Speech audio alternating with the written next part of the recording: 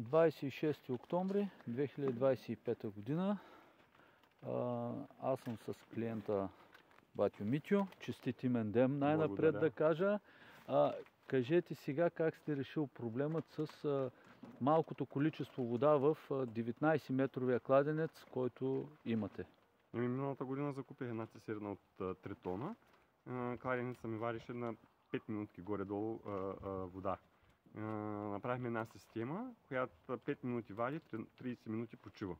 И така цистерната за 15-20 часа навирваше самата вода и после количеството от цистерната 3 тона, която се събира, поливах се зеленчуците от нея. По този начин се решиха проблемите.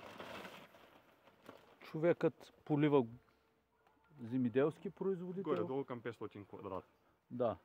Ето квадратни метра. количеството поливна площ. 3 тона, 3 кубични метра вода и така през, нали разбрахте, на известно време, 5 минути взима водата черпи вода и я съхранява в този резервоар 3 кубични метра. И така постоянно има 3 кубични метра вода, с които полива човека. Така се прави. Другия вариант е десетки хиляди левови за неизвестен сондаж. Сондаж с неизвестен изход къде ще е. Да. Това е правилният начин, това е бъдещето, така трябва да бъдат реализирани поливните системи. Това е за сега от село Белица.